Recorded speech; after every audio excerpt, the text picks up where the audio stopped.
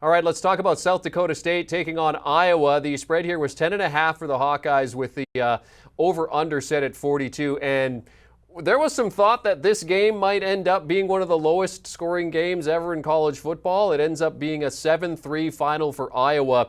Iowa won the Big Ten last year. Their offense was supposed to be revamped for this season, but a banged-up wide receiver core, so they were expected to run the ball lots here. But the Jackrabbits really gave them a test here, didn't they, Chip?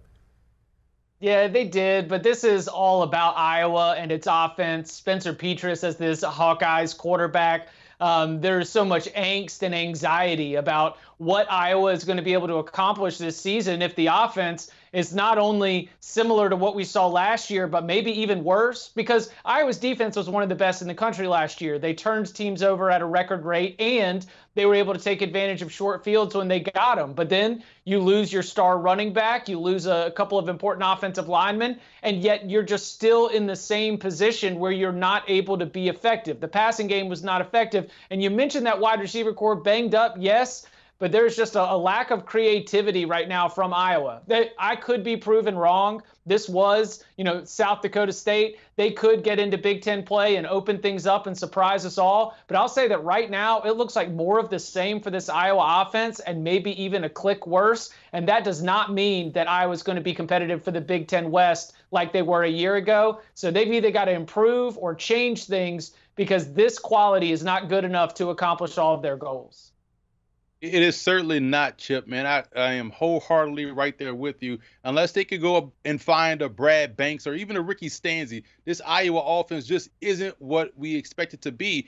And it's sad because they can recruit up front, they can recruit on defense, they can recruit special teams, but they can't recruit that quarterback position to be dynamic in this era of college football. And until that gets right, this offense will still be playing one-dimensional ball all throughout the Big Ten. And it's sad because they have a lot of talent across the board, but when you watch their passing game, it is non-existent. And if South Dakota State was healthy enough at quarterback, they beat Iowa in this game. But you're right, this is all about Iowa. They have a lot of work to do going forward, moving the rest of the way.